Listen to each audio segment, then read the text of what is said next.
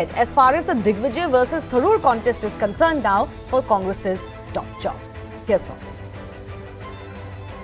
हम लोगों का पूरा प्रयास रहा कि राहुल जी हमारे नए राष्ट्रीय अध्यक्ष बने। वो नहीं बनते हैं तो प्रियंका जी बने।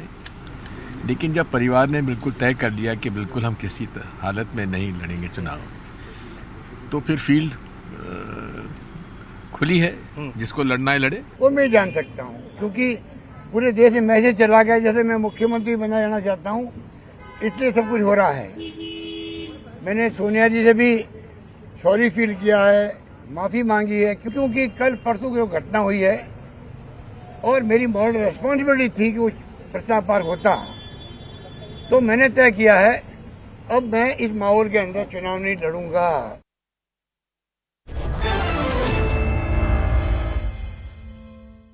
Shehzad Poonawala of the BJP is joining us. We'll also be joined by Sanjay Jha, political analyst who has been, of course, with the Congress party formally. Shehzad, the BJP has been mounting a lot of critique on the Congress party. You have in the past, of course, as a member of the Congress party said this. What do you make of the entire announcement by Mr. Gehlot today that he is no longer fighting these elections after meeting Sonia Gandhi? If I may, गुस्ताख के परिवार की एक ही सजा, गहलोत जी अध्यक्ष पद से जुदा. I mean, if you offend the first family, you are out of the race. And you remember 4-5 days ago when the Congress people were coming on your debates, I don't know why they are absent today. They were saying Ashok Gehlot is the best candidate. What an experienced man. He will be the next president. Now he is not in the race anymore. And now they have found another remote. Actually, this is not finding the INC president. This is finding the most convenient remote control or the most convenient proxy or the most convenient Manmohan Singh look-alike in that sense. So, obviously, Mr. Gehlot's Bewafai in Jaipur has not gone down well. So, he's out of the race. Now, they'll have Digvijay Singh. Digvijay Singh comes with the credibility of blaming 2611 on RSS and Hindus. He says Osama ji, he says Hafiz Saeed Saab. He has a long history of playing the vote bank card. So, perhaps now Congress can actually get into its real mode and blame everything on Hindu terror and saffron terror. I'll come to Digvijay Singh in just a bit and how Tharoor and Digvijay stack up. But on the issue of Gehlot, Sanjay Jha is with us. Sanjay, I hope you can hear me. The very idea, Sanjay, was to project these elections as a free and fair exercise. But everything that has transpired with Mr. Ashok Gehlot, first in Rajasthan and then, of course, him bowing out today after meeting Sonia Gandhi, gives entirely the opposite picture. This has done more damage, if anything. Well, Shivani, I do believe that Mr. Gehlot has committed a political suicide of sorts. You know, the position of the Congress president comes with an immense responsibility. And given the fact that the party has gone through some terrible times, you know, I think this would have given him a phenomenal, shall we say, opportunity to come and demonstrate his political capabilities. And I think by encouraging an internal revolt within the party in Rajasthan, I don't know who in the world was advising him, but he's actually damaged his own reputation almost irreparably. These are not things that any political party, even the BJP that would tolerate, represents, will be cool with. Nobody will be cool with, you know, a blatant, brazen expression of your lust for power. And I don't understand why Mr. Gehlot did that. Therefore, the Congress agreed to have one person, one post. How can you be the Congress president and a chief minister of a state? But, you know, Sanjay, I hope you would remember, I think we were discussing this when his name was doing the rounds, that I also feel that he also has a point. Why would he want to give up the chief minister's chair to be Congress president? And as everybody knows, he's not going to have a free run as a Congress president. Was it not unfair to disturb him in the first place and then to appoint Sachin Pilot in the manner that it was being attempted? You know, Shivani, that is the interesting thing about politics, right? You know, we all go by perceptions, and everybody said Mr. Gehlot is a wily character. He understands the ABCs and the nuts and bolts of politics. He knows the meats and potatoes of the business, but everyone is human. They make a mistake. And I'll tell you why Mr. Gehlot's made a mistake. He's been chief minister twice before. This is his third time. 4 years down, I can tell you the Congress is facing terrible headwinds in Rajasthan. If elections were held today, I'm predicting with almost 100% certitude the Congress will lose under Mr. Gehlot. And in fact, it would have been a smart move on his part to let Sachin take over. He gets 1 year. He doesn't come in like Charanjit Singh Channi and, you know, expect a magic wand to work. I know Sachin personally very well. He would have worked for 1 year to make the Congress come back. He's capable of doing that, by the way. And Mr. Gehlot would have had an opportunity to be the Congress president. Okay, I mean, look, but here's the catch. The MLAs are with Mr. Gehlot. The MLAs don't want Sachin Pilot. They see him as a rebel who tried to bring their government down. I mean, everybody looks bad here, Sanjay, because the Gandhis didn't calculate the fact that the MLAs are with Mr. Gehlot and not with Mr. Pilot, so they can't force this change. Pilot doesn't have the numbers to want to be the chief minister. Mr. Gehlot, obviously, as you said, has possibly committed political suicide because now there's a question mark. He doesn't become the Congress chief. He might still lose the chief minister's chair. Do you think that's still a possibility? Can the Gandhis still force that change? Because it looks like the message has gone down to the MLAs that don't try this again. And if you heard the MLAs, they did a dramatic U-turn. Yeah. And they said whatever the Congress president decides, and the Congress president will either be, we'll see whoever becomes the Congress president. Effectively, let me tell you this, Shivani, I've been in politics long enough to tell you that MLAs, MPs, everyone goes to where the power is the magnet. The power is the glue. It's a power that basically makes people subscribe to whatever, are their personal dictates at the moment. And if tomorrow the Congress president sends out a message that we want Sachin Pilot to be the chief minister, then the MLAs will fall in line. Okay. Shehzad, even somebody like Sanjay Jha is saying that unless there is a power change in Rajasthan, the Congress is losing very badly. Your response on that? Do you think Sachin Pilot is that magic wand that could give competition to the BJP in Rajasthan?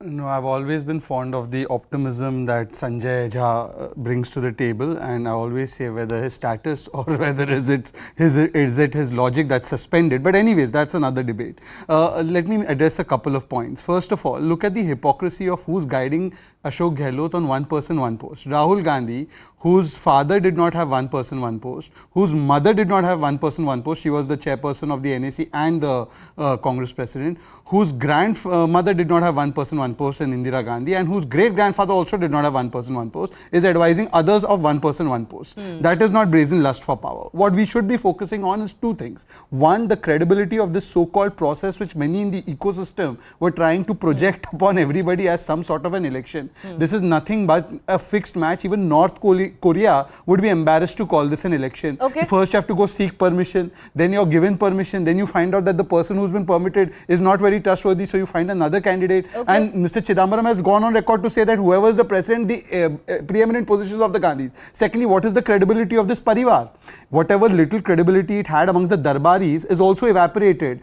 Well, we'll wait and see. We'll wait and see if they can, maybe handle the situation to get some of that lost ground back. But I just have to request both of you to stay with me. I'm shifting my attention also to another state, which is also equally important as far as this BJP Congress contest is concerned, and that's the Gujarat state. Remember, the Prime Minister is on a 2-day visit to his home state today to launch and to lay foundation of multiple infrastructure projects. These are visuals now coming in from Ahmedabad, where the Prime Minister is at the National Games opening ceremony.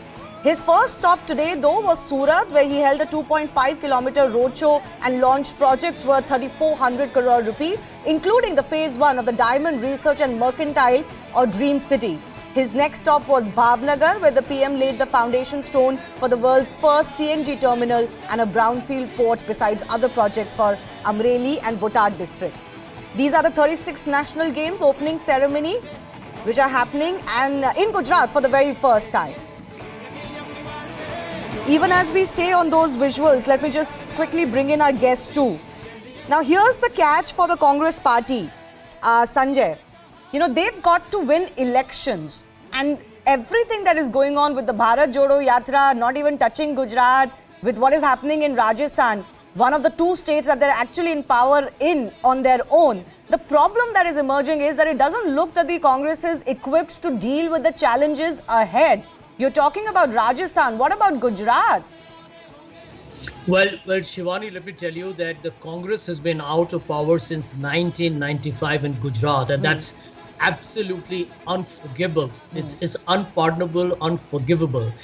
For any opposition party if you're not able to reclaim your space within probably 1 or 2 election cycles, you have a serious fundamental problem. And I completely agree with you, and I've written a long piece on that, that if the Congress does not, beard the lion in their own den in Gujarat, they did well in the last election and they have imploded since, it actually will even puncture, the whole, traction that I think the Bharat Jodo Yatra is getting.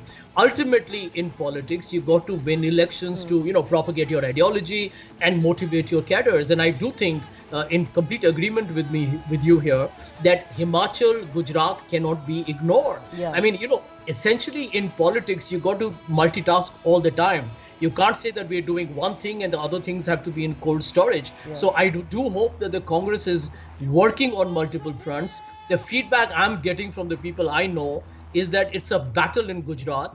Aam Aadmi Party is clearly going to get into the vote share of the Congress Party, making it a lot easier for the BJP, which makes it an even tougher job for the Congress. But are they looking like they're preparing and focusing on this challenge, especially with that Aam Aadmi Party factor? Before I also go across to my colleague in Ahmedabad, Shehzad, this time there's the Aam Aadmi Party spectre also. They're obviously claiming that they're going to be the #1 competitor to you. Shivani, don't take this personally. I'm not saying this personally. You have a channel, it runs on a commercial basis also. If your channel can't fetch TRP numbers for 27 years, wouldn't you sack the people that are in charge? I mean, it's Thursday, so I'm bringing up this reference, but it is a personal analogy, but I'll let it go. But your show has great TRP. But having said that, imagine a situation out of these 27 years, 24 years, one family has been at the helm of Congress party in Delhi. Is the national president Sonia or Rahul? What is their responsibility? What is their accountability? If you can't manage to win a state for 24 years, you've not been able to win Uttar Pradesh for more than 3 decades now. You've been out of Tamil Nadu for 5 decades now. There have been state after state where you've become zero in 2019 Lok Sabha. And yet, your only claim to say the party will be helped is by the same leadership.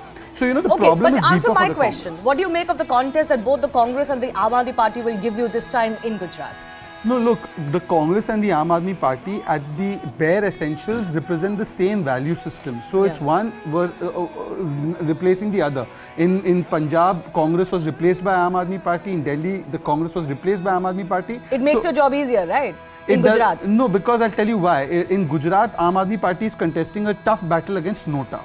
They have been able to breach Nota. I think they've been able to breach Nota in 1 or 2 corporation elections, council seats, but they are battling Nota. So good luck to them. They are fighting against Nota. We are fighting for ensuring that the people of Gujarat continue in the path of Vikas. For instance, the Prime Minister has inaugurated or laid the foundation of 29,000 crore worth of projects. The first time national games are being held in Gujarat. Right. Tomorrow he'll be in the Ahmedabad metro. Surat and other cities are attracting huge amount of FDI. Gujarat, by the way, for the last 4 years has been #1 in FDI. But let's 37% of the FDI is attracted to Gujarat. Let's not forget that the leadership changes in Gujarat have also happened because you do have anti-incumbency and some discontent against your leadership before this cabinet. Let me just one line on that. In Uttarakhand, we did the same thing, and in Uttarakhand, people endorsed it. All right. Will Narendra Modi be that factor one more time for the BJP? Let me go across to my colleague Siddhant, who's been tracking the Prime Minister's 2-day visit. This is very much the announcement of intent and the poll bugle being sounded by the Prime Minister. Siddhant. Well, yes, it's a big day for not just for Ahmedabad, but whole of Gujarat. Today, Prime Minister will declare open 36th edition of the National Games.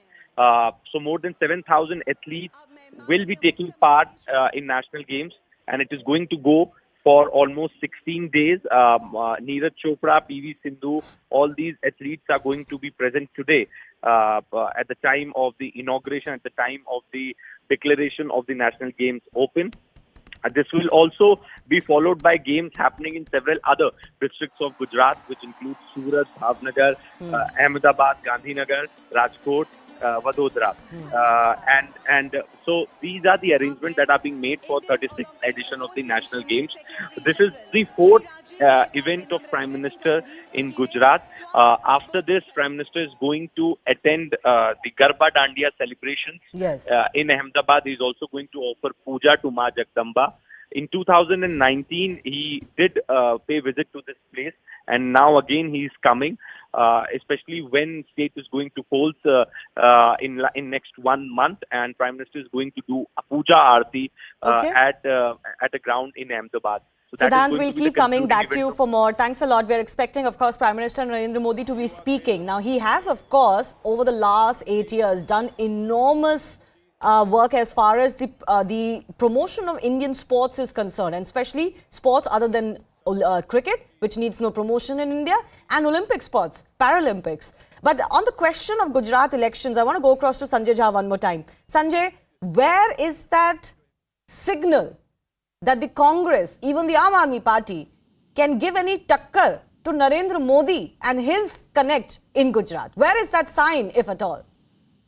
You know, Shivani, I have always been of the opinion that to defeat the BJP in 2024, the Congress should have actually looked at attacking the Gujarat success of the BJP, because that would send out a signal. Can you imagine the narrative? Amit Shah and Narendra Modi defeated in their home state. You know, it changes the optics, the entire conversation across the country. And I think these are missed opportunities as far as the Congress is concerned. I don't know about AAP, but I do know that they are definitely biting into the vote share of the Congress, which is bad news for the Grand Old Party.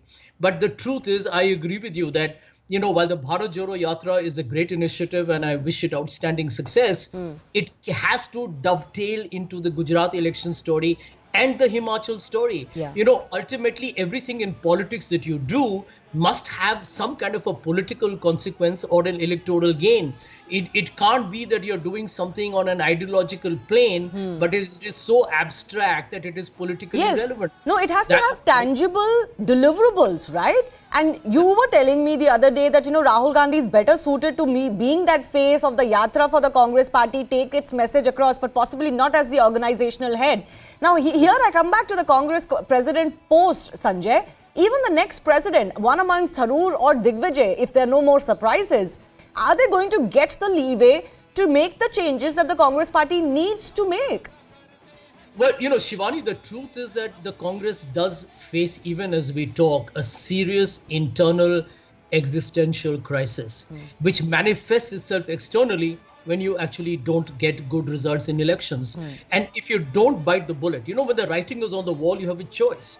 You can pretend not to see it and read it, or you actually look at it and say, let me take the bull by the horns. For the Congress, I think the time has come to ask itself one very seminal question. Am I here for the battle, or am I going to chicken out? But who's going to ask that question, Sanjay? There are some leaders, including the likes of Tharoor, who are obviously beginning to make those noises, but you know the treatment they're getting. Well, you know, I do believe that at the moment there seems to be that one positive churn that I do believe gives a degree of sanguine hope to the people, which is that there are elections happening. It's not the most perfect with the Gehlot affair in particular.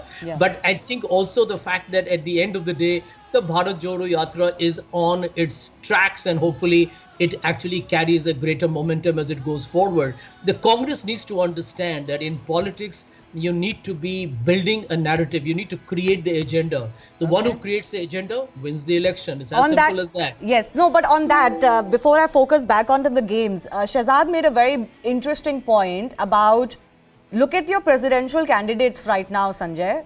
By you, of course, I mean the Congress party, even though you are slightly estranged right now, but your heart is still with the Congress.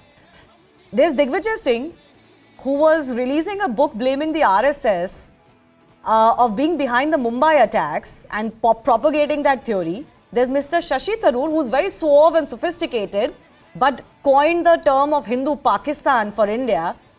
I mean, if you're going to have these faces, is the Congress not going to be digging its own grave? Let's be honest about it. Well, Shivani, I know both these gentlemen personally very well, so I'm not going to make any public statement that will make them feel at all uncomfortable. But the job is a tough job. You know, you're absolutely right. If you're the Congress president, it's going to be one of the toughest jobs in the world, because you're going to try and resurrect a party that frankly built a modern India, fought for India's freedom struggle, and is down on its knees as we talk. So therefore, I think there are many contradictions. I can tell you politicians across the board are, you know, kind of celebrated for their bloopers and their bloomers. But I do feel at the end of the day, the Congress party has the capability, and I do hope that when the elections are over, and there could be a third candidate, by the way, there is a direction that is built by the leadership. Because I think in today's times, people want to see a leader who's articulate, who's out there in the public arena, who's giving interviews, who's engaging with various sections of people and building the story for the party. Okay. So I do hope one of these two gentlemen or a third person is able to make that good story happen. Yes, no, but Sanjay, the question I was asking was the image of both of these leaders. It could play into the hands of the BJP. Shehzad certainly seems so.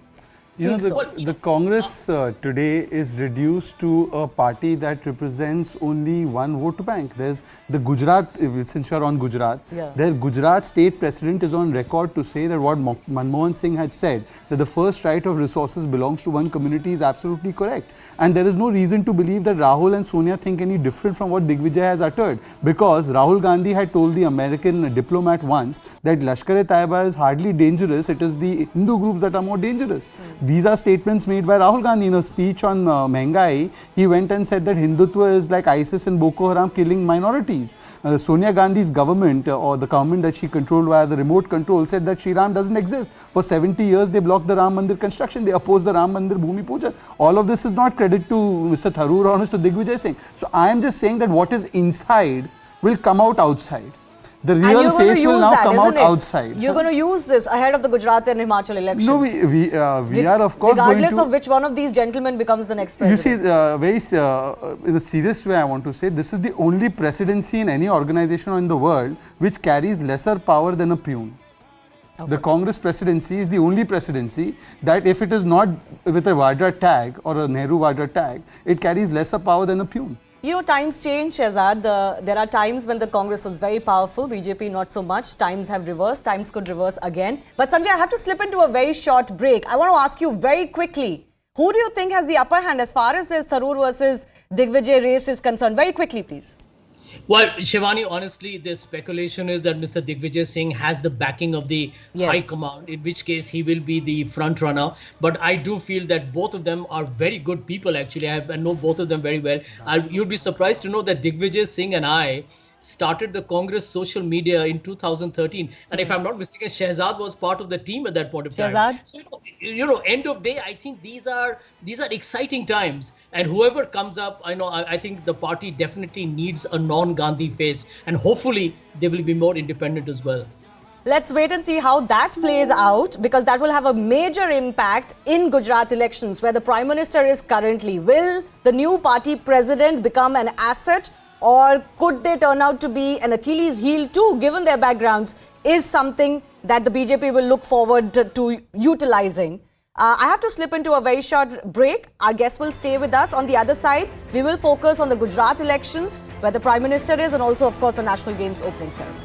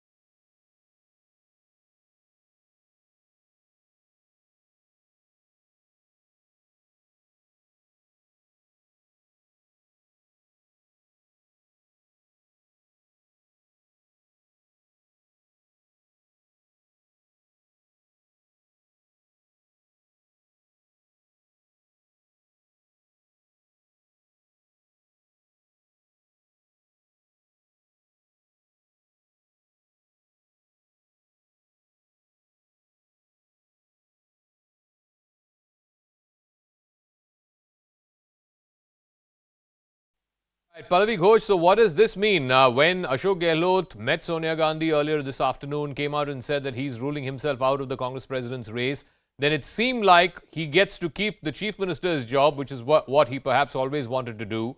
And then somebody else, whoever has decided to fight for the Congress president's post and goes ahead and wins, will become the Congress president. But now, if K.C. Venugopal is to be believed, Mr. Gehlot's job as Rajasthan Chief Minister may also not be guaranteed. And in fact, I think an indication also came in from Mr. Ashok Gehlot when he came out of the meeting with Sonia Gandhi, where he said that a decision on a chief minister is something which is going to be left to Mrs. Gandhi. But I think K.C. Venugopal saying that becomes even more significant because he's been huddled in a meeting with Sonia Gandhi since morning, and he's of course the organizational general secretary. What we are picking up by way of our indications is that there's no closure to it yet. However, it also doesn't mean that Gehlot is going to be removed immediately as a chief minister. There's a possibility of a CLP meeting, we are told, in a couple of days. A one-line resolution will again be passed authorizing Sonia Gandhi to take a final call. See, let's also not forget the Sachin Pilot factor. He's very much sitting over here.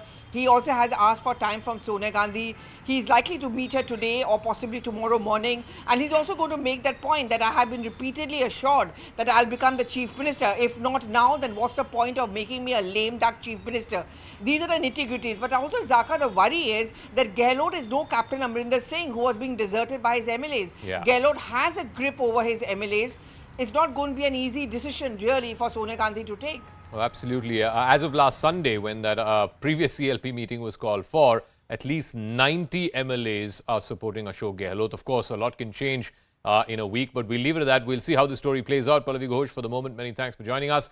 Let's open this up. Neeti Jain is BJP spokesperson, Suman C. Raman, political analyst, Advaita Kala, author and political analyst, and Nirja Chaudhary, senior journalist, will also be joining us. Neeti Jain, first things first, you know, the BJP's line of attack against this Congress president election was whoever is going to be the next Congress president is going to be a puppet, is going to be remote controlled by 10 Janpath. And the person most likely to have been seen as a Gandhi loyalist, Ashok Gehlot, has now ruled himself out from that race. So this attack line that, let's say, between a Digvijay Singh and a Shashi Tharoor, and they are the only two known candidates as of today, neither of them would be called a puppet of 10 Janpath? Are you sure about that, Zaka? Because, see, the point is that for any change to happen, there needs to be an acceptance that something needs to be changed.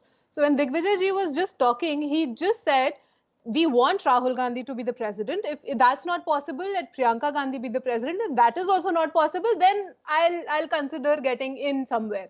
There is no acceptance. There is no need for a change that any of these people are saying. The people who were looking for a change have been sidelined as a G23 or they have left the party. So these people who are still in the race are the people who have the complete support or at least a confidence of 10 Janpath. I don't see anything. Let me just qualify why I said what I said.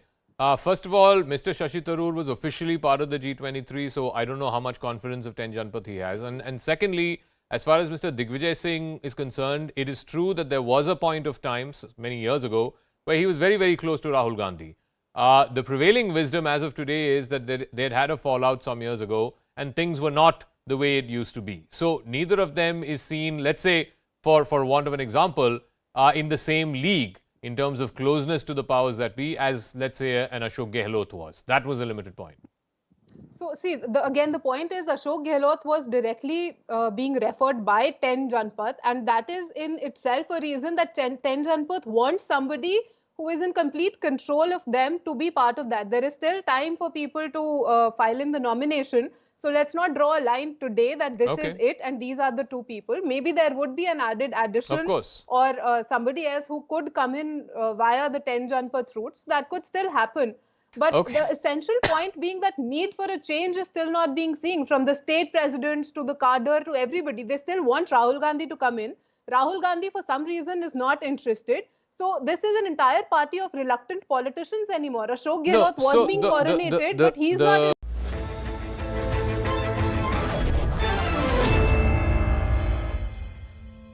Thanks a lot for staying with us. Prime Minister Narendra Modi will be inaugurating the 36th National Games in Ahmedabad in just a few minutes from now as Gujarat opens up its gates for around 7,000 athletes over the next 16 days. India's first athletics Olympics gold medalist Neeraj Chopra, two-time Olympic medalist PV Sindhu are both in attendance. We could see them earlier. These games will be held across 6 cities of Gujarat: Ahmedabad, Gandhinagar, Surat, Vadodara, Rajkot and Bhavnagar. The track cycling event, though, will take place in Delhi because the velodrome is there. My guest, Shehzad Poonawalla of the BJP, Sanjay Jha, political analyst, formerly with the Congress party, continue to be with us as these pictures of the cultural program come in. Shehzad, you know, all of these projects aside, the inaugurations, the foundation laying, even the launches aside, do you believe the BJP this time around in Gujarat is facing a tough challenge purely because the anti-incumbency is piling up against you? You see, when you are in governance for almost 32 years, there is something that you're doing right, you're delivering on the ground, because of which, even if there was a hint of anti-incumbency, that is getting countered. And let me tell you what works. Ever since Prime Minister Modi came to Gujarat as Chief Minister, let me tell you two things that changed completely, because of which I believe, because a part of my family comes from Gujarat. Gujarat used to face a huge water scarcity problem, a huge problem, especially Saurashtra, Kutch, northern Gujarat.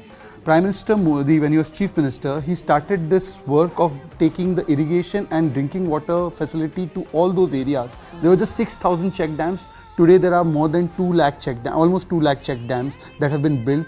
The Narmada Canal irrigation project, whether it's the Sujalam Suflam, whether it's the Sardar Sarovar project, and water is now reaching for irrigation and for drinking purposes to the remotest areas, tribal areas.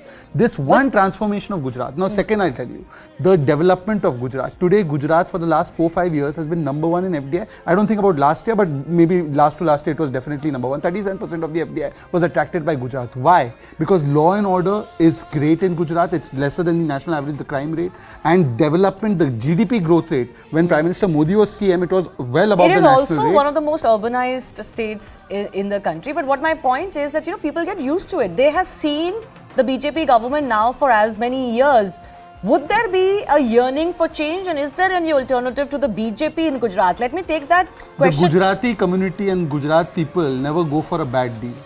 They will never go for when there is something good in front of them, they will not reject it for what is a bad deal. Well, the BJP has weathered storms like the GST, which I know, I was in Gujarat. No, in fact, in all of those areas we won.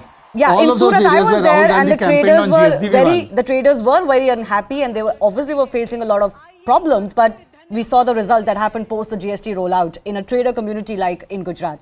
But Sanjay, the question that I was coming to with you too, there's always an opportunity for people to pounce in, especially when a government has been in power for so long. But it seems in Gujarat, the Congress, and I'm not even talking about the Aam Aadmi Party just yet, they're not looked at as alternatives, because the Congress also hasn't really given the confidence to the public in Gujarat that they're going to shed its, minority appeasing mindset. And I think they need that if they were to ever come back in Gujarat in power.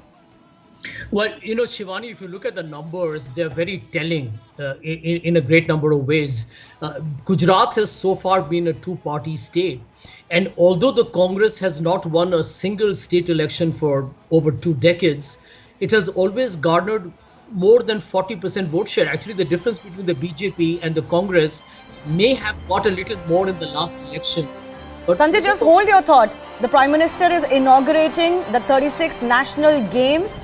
With the press of that button, there seems to be a holographic image that has actually come in the middle of the pitch, that stadium, where it says Gujarat Sports University, and the games have been officially launched. We are expecting the Prime Minister to speak very shortly too. Yes, Sanjay, finish your point before that. Yeah, so Shivani, basically the difference between the vote share of the Congress and BJP hasn't been very sizable. It's just been in double digits, sometimes varying between 4% to 8%. So I think the problem for the Congress has been that it has not been able to retain its talent, provide a state leadership that is actually aggressive and ambitious, and eventually you lose elections in a first past the post system if you're not able to actually understand the mechanics of how to really do your campaigning. I think the Congress has actually committed harakiri in Gujarat. For those people who believe that the BJP is going to have it easy, no. But the difference between the Congress and BJP, particularly in Gujarat, has been the hunger to win. And I do believe that the Prime Minister, he comes from Gujarat. He's been a Prime Minister for almost 8 years, 9 years now. And he's still going down there to campaign. And I think this hunger to win is going to be the critical differentiator in all elections. People like to see political parties work hard, contest hard, try and win them over, because that's what people get encouraged to vote for. And today, if the Congress is not able to present itself as an alternative, I think that will be tragic. because even today as we talk, there is, as you rightly said, a lot of anti-incumbency, and truth be said, the communal polarization that has worked for the BJP, even that has a limited shelf life. The average person does not want hate and violence and, secular segregations. They want people to work, to be together. Everyone wants communal harmony. Yes, but actually here, this is why Gujarat is a little different, because yes, it has this past where rioting has taken place, but since Narendra Modi became the chief minister, there were no riots. Now you can nitpick on this, but the reality is, and I've been and traveled to Gujarat, their law and order situation is much better, and they firmly believe that nothing untoward will happen. That is also a mark of harmony.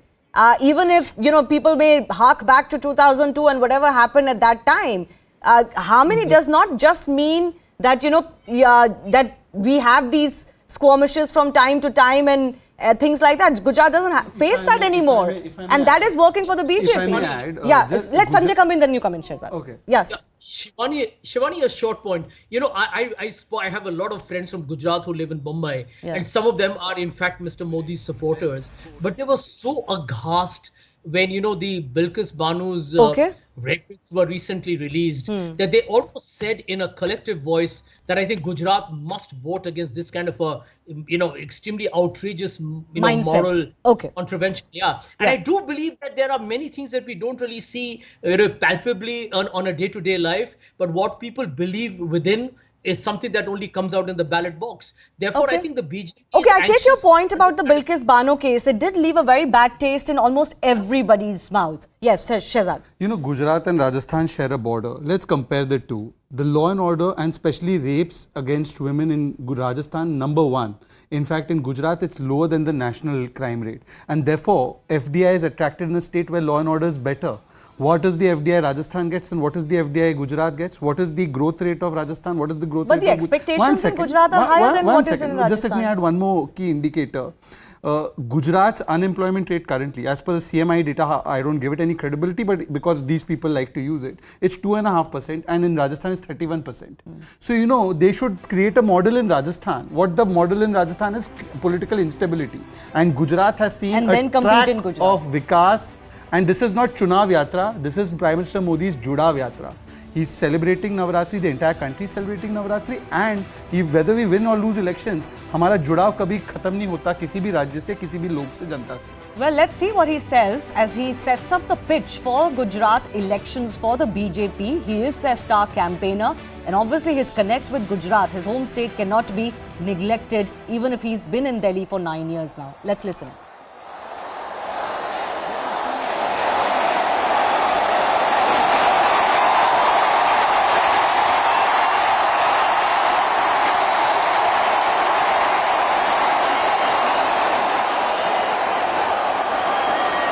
Bharat माता की, भारत माता की। इस भव्य आयोजन में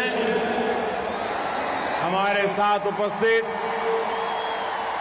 गुजरात के governor Acharya Devvrat जी, हमारे लोकप्रिय मुख्यमंत्री भूपेंद्र भाई, संसद के मेरे साथी CR पाटिल, भारत सरकार में मंत्री श्री अनुराग जी, राज्य के मंत्री हरसंघवी जी, मेयर किरीट भाई, खेल संस्थाओं के प्रतिनिधिगण और देश भर से यहां जुटे मेरे युवा खिलाड़ियों, आप सभी का बहुत बहुत स्वागत है, अभिनंदन है।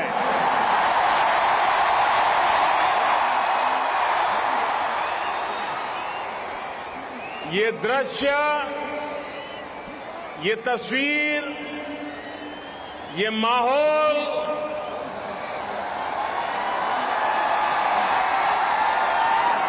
शब्दों से परे है। विश्व का सबसे बड़ा स्टेडियम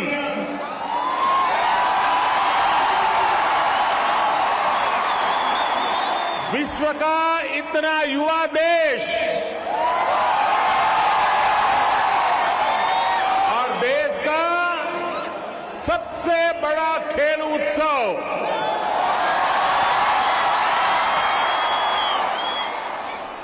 जब आयोजन इतना अद्भुत और अद्वितीय हो तो उसकी ऊर्जा ऐसी ही असाधारण होगी। देश के 36 राज्यों से 7,000 से ज्यादा एथलीट्स, 15,000 से ज्यादा प्रतिभागी, 35,000 से ज्यादा कॉलेज, यूनिवर्सिटी और स्कूलों की सहभागिता और 50 लाख से ज्यादा स्टूडेंट्स का नेशनल गेम से सीधा जुड़ाव,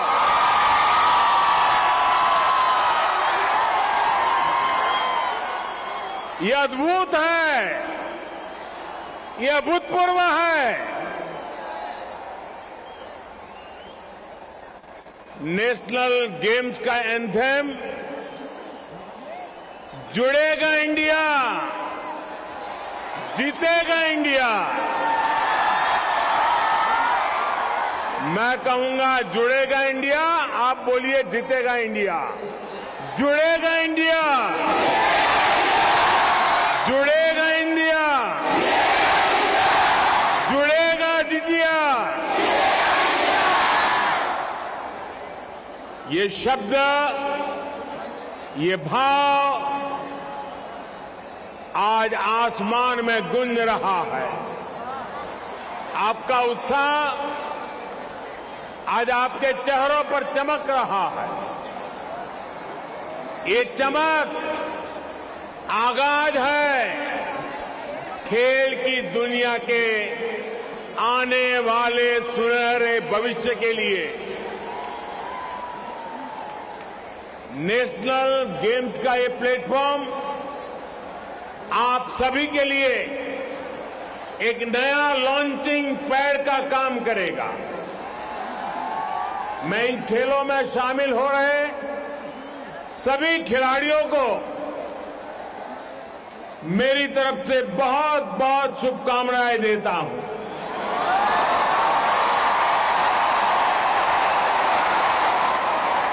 साथियों, मैं आज गुजरात के लोगों की भी सराहना करता हूं जिन्होंने बहुत ही कम समय में इस भव्य आयोजन के लिए सारी व्यवस्थाएं की। ये गुजरात का सामर्थ्य है, यहां के लोगों का सामर्थ्य है। लेकिन साथियों, अगर आपको कहीं कमी महसूस हो, कहीं कोई असुविधा महसूस हो, तो उसके लिए मैं गुजराती के नाते आप सबसे एडवांस में क्षमा मांग लेता हूं।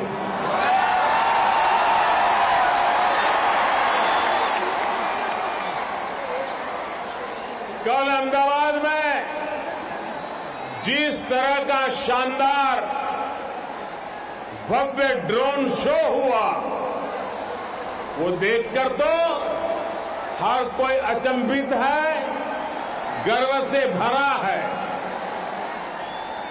टेक्नोलॉजी का ऐसा सदा हुआ इस्तेमाल ड्रोन की तरह ही गुजरात को, भारत को नई ऊंचाइयों पर ले जाएगा। यहां जो पहले नेशनल स्पोर्ट्स कॉन्क्लेव का आयोजन किया गया, उसकी सफलता की भी बहुत चर्चा हो रही है। इन सारे प्रयासों के लिए मैं मुख्यमंत्री श्रीमान भूपेंद्र भाई पटेल और उनकी पूरी टीम की भी भूरी भूरी प्रशंसा करता हूं। अभी कुछ दिन पहले नेशनल गेम्स का ऑफिशियल मैस्कॉट सावज भी लॉन्च हुआ है। गिर के शेरों को प्रदर्शित करता शुभांकर सावज भारत के युवाओं के मिजाज को दिखाता है। निडर होकर मैदान में उतरने के जुनून को दिखाता है। ये वैश्विक परिदृश्य में तेजी से उभरते भारत के सामर्थ्य का भी प्रतीक है।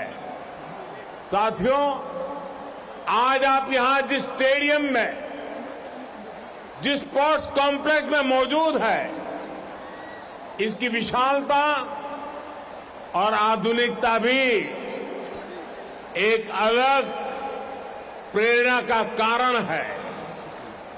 ये स्टेडियम तो दुनिया का सबसे बड़ा स्टेडियम है ही, साथ ही ये सरदार पटेल स्पोर्ट्स एन्क्लेव और कॉम्प्लेक्स भी कई मायनों में सबसे अनूठा है।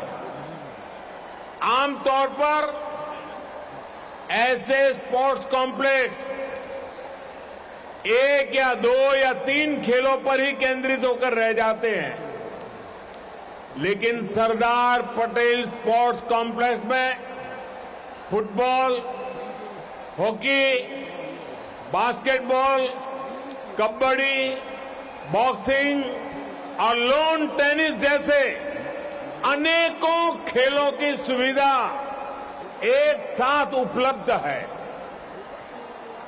ये एक तरह से पूरे देश के लिए एक मॉडल है, क्योंकि जब इंफ्रास्ट्रक्चर इस स्टैंडर्ड का होता है तो खिलाड़ियों का मनोबल भी एक नई ऊंचाई तक पहुंच जाता है।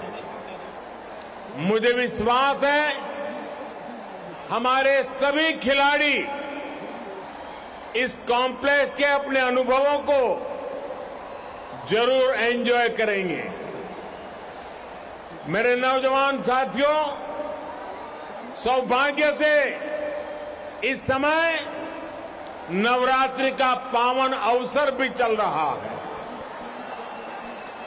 गुजरात में मां दुर्गा की उपासना से लेकर गरबा तक यहां की अपनी अलग ही पहचान है। जो खिलाड़ी दूसरे राज्यों से आए हैं, उनसे मैं कहूंगा कि खेल के साथ ही यहां नवरात्रि आयोजन का भी आनंद जरूर लीजिए। गुजरात के लोग आपकी मेहमान नवाजी में, आपके स्वागत में कोई कोर कसर नहीं छोड़ेंगे। वैसे मैंने देखा है कि कैसे हमारे नीरज चोपड़ा कल गरबा का आनंद ले रहे थे।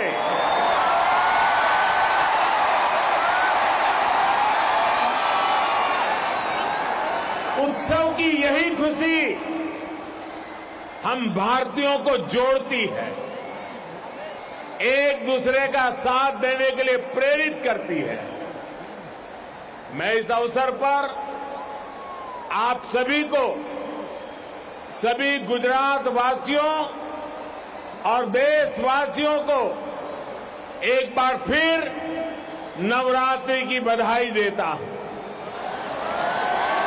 मेरे युवा मित्रों, किसी भी देश की प्रगति और दुनिया में उनके सम्मान का खेलों में उसकी सफलता से सीधा संबंध होता है।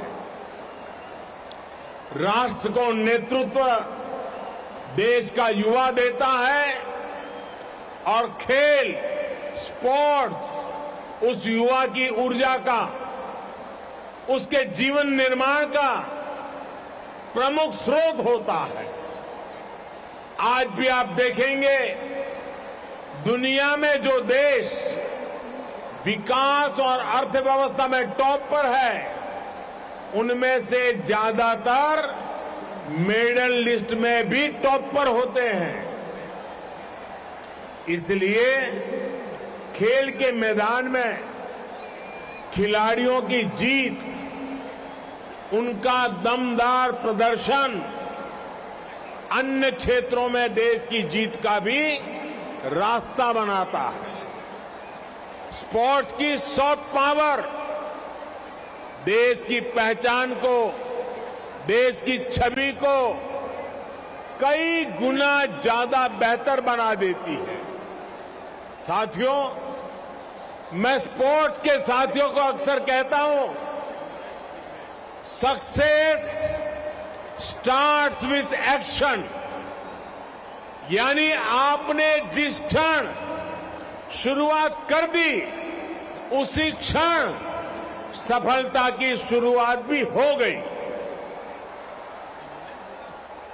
आपको लड़ना पड़ सकता है, जूझना पड़ सकता है, आप लड़खड़ा सकते हैं, गिर सकते हैं, लेकिन अगर आपने दौड़ने का जज्बा नहीं छोड़ा है, आप चलते जा रहे हैं, तो ये मान करके चलिए कि जीत खुद एक एक कदम आपकी ओर बढ़ रही है। आजादी के अमृत काल में देश ने इसी हौसले के साथ नए भारत के निर्माण की शुरुआत की है। एक समय था जब दुनिया ओलंपिक जैसे वैश्विक खेल महाकुंभ के लिए दीवानी होती थी, लेकिन हमारे यहां वो खेल बरसों तक सिर्फ जनरल नॉलेज के विषय के तौर पर ही समेट दिए गए थे। लेकिन अब मिजाज बदला है, मूड नया है, माहौल नया है। 2014 से फर्स्ट एंड बेस्ट का जो सिलसिला देश में शुरू हुआ है, हमारे युवाओं ने वो जलवा खेलों में भी बरकरार रखा है। आप देखिए, 8 साल पहले तक भारत के खिलाड़ी 100 से भी कम इंटरनेशनल इवेंट्स में हिस्सा लेते थे। अब भारत के खिलाड़ी 300 से भी ज्यादा इंटरनेशनल इवेंट्स में शामिल होते हैं। 8 साल पहले भारत के खिलाड़ी 20-25 खेलों को खेलने के जाते थे। अब भारत के खिलाड़ी करीब 40 अलग अलग खेलों में हिस्सा लेने जाते हैं। आज भारत के मेडल की संख्या भी बढ़ रही है और भारत की दमक भी बढ़ रही है। कोरोना के कठिन समय में भी देश ने अपने खिलाड़ियों का मनोबल कम नहीं होने दिया। हमने हमारे युवाओं को हर जरूरी संसाधन दिए, ट्रेनिंग के लिए विदेश भेजा। हमने स्पोर्ट्स स्पिरिट के साथ स्पोर्ट्स के लिए काम किया। टॉप जैसी योजनाओं के जरिए वर्षों तक मिशन मोड में तैयारी की। आज बड़े बड़े खिलाड़ियों की सफलता से लेकर नए खिलाड़ियों के भविष्य निर्माण तक टॉप्स एक बड़ी भूमिका निभा रहा है। आज हमारे युवा हर खेल में नए रिकॉर्ड बना रहे हैं और अपने ही रिकॉर्ड ब्रेक भी करते चले जा रहे हैं। टोक्यो में इस बार भारत ने ओलंपिक्स का अपना सबसे शानदार प्रदर्शन किया। टोक्यो ओलंपिक्स में पहली बार युवाओं ने इतने मेडल्स देश के नाम किए। उसके बाद थॉमस कप में हमने हमारी बैडमिंटन टीम की जीत का जश्न मनाया।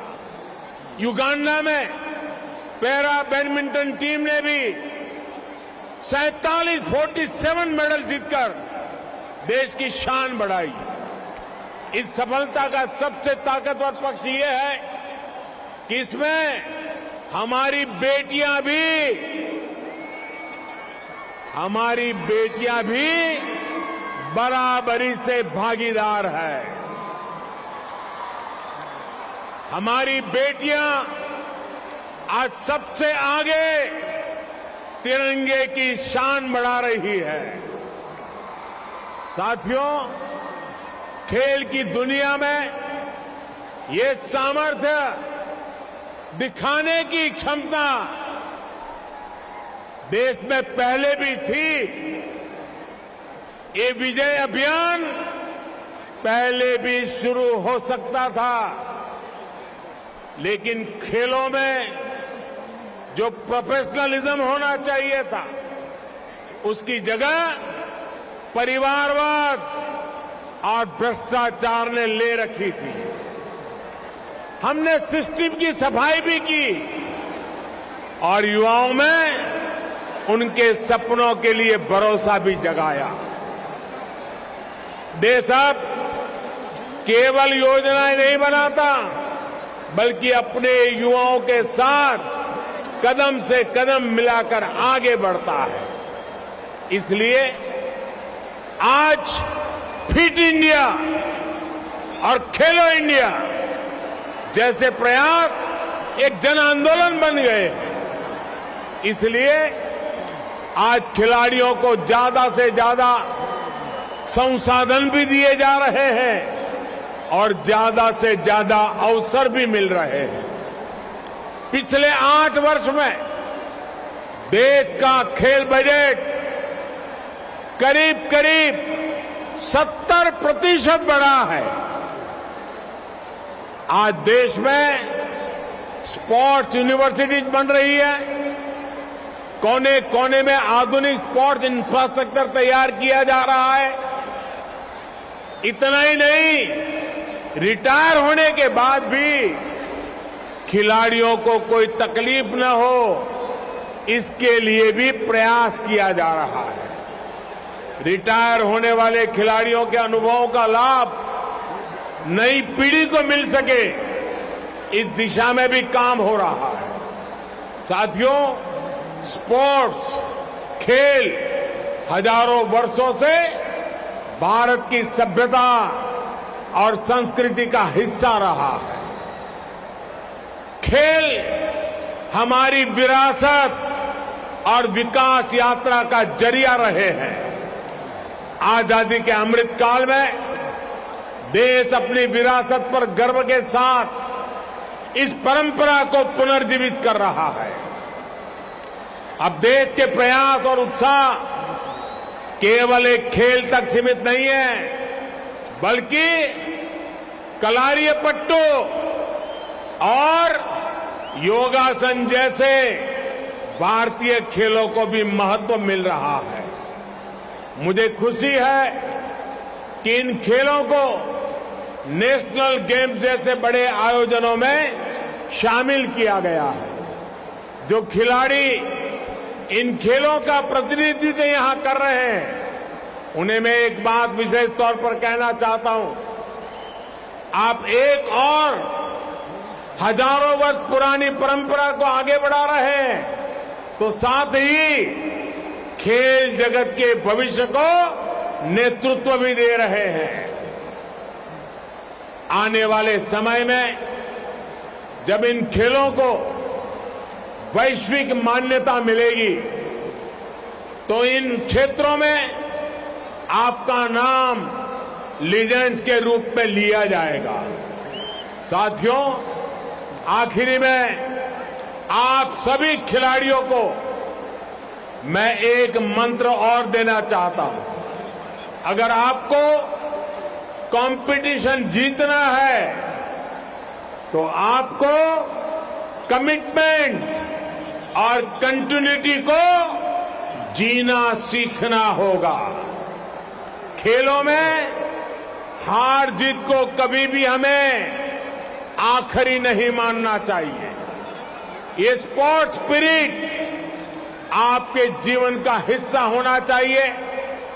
तभी भारत जैसे युवा और भारत जैसा युवा देश उसके सपनों को आप नेतृत्व देंगे, असीमित संभावनाओं को साकार करेंगे।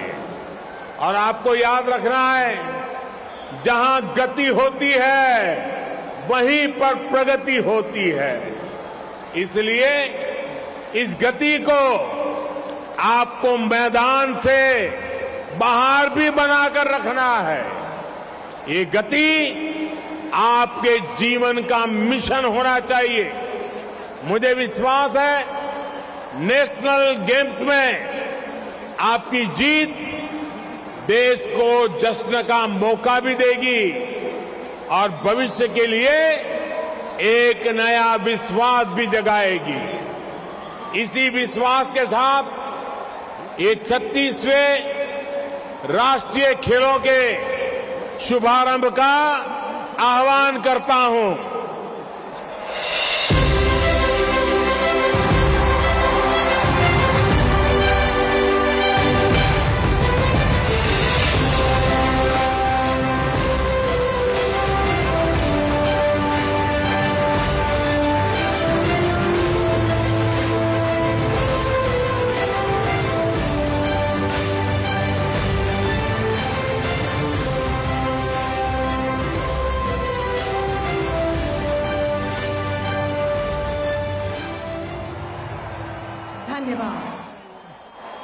भारत की एकता और अखंडता का शक्तिशाली प्रतीक है टॉर्च ऑफ यूनिटी। ये राष्ट्रीय खेलों में देश की एकजुटता का प्रतीक है, जीवन के हर पहलू में निष्पक्ष रहने की प्रतिज्ञा है। आइए टॉर्च ऑफ यूनिटी की महत्ता दर्शाती एक एवी देखते हैं।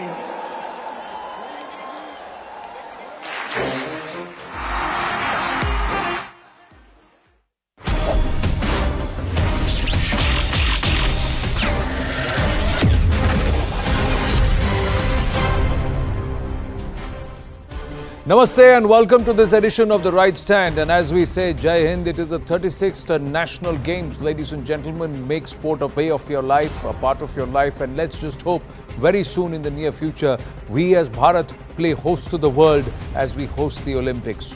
But this evening, here on this very special edition of The Right Stand, we'd also like to thank our viewers because this Thursday, 23 weeks continuously, it is thank you to you that we are number one. Thank you for trusting us, thank you for believing in us, and thank you for your viewership. Unbeatable, indomitable, incisive, that's how we are at CNN News 18. And thank you for taking the right stand. But this evening, the story on the PFI crackdown, we take it a little further. We tell you why this organization was up to no good. There is evidence that points in the direction of this organization's close affiliation and working directly with the Daesh or the ISIS. That is our big CNN News 18 exclusive. The PFI and the ISIS connect. Time and again, PFI and its affiliates and fronts and members and its cadre have been in the news for the wrong reasons. For their affiliation not just with the ISIS but also inspired to travel all the way to Syria, however circuitously and surreptitiously possible. And the PFI has been involved, be it in 2015, 2016, 2017 through the course and largely from Kerala.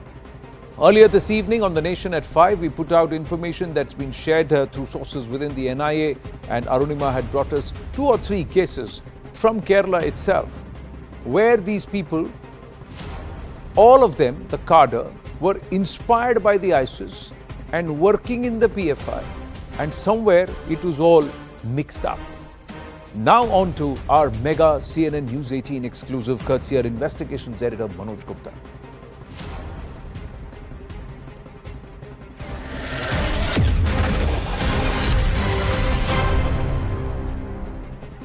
Well, Abhijit Majumdar, our guest this evening, is with us in the studio, but let me show him too and along with our viewers, why is it that the PFI has been banned? Why is it called unlawful association? Now here's the input. First up, it's a CNN News 18 mega exclusive. It's a deep PFI and an ISIS connect, and this is what the raids have revealed. The raids have revealed that PFI is actually like a feeder source for the ISIS. It is breeding grounds, curating them, readying them and sending them. PFI a stepping stone for ISIS terrorists from India.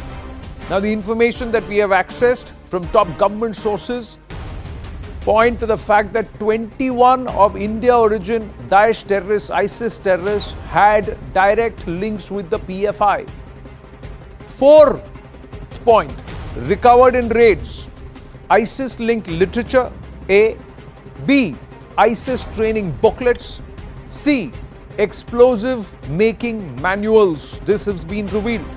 And number 5, a bigger plot of the PFI. Lure the youth, recruit them, radicalize them for the ISIS.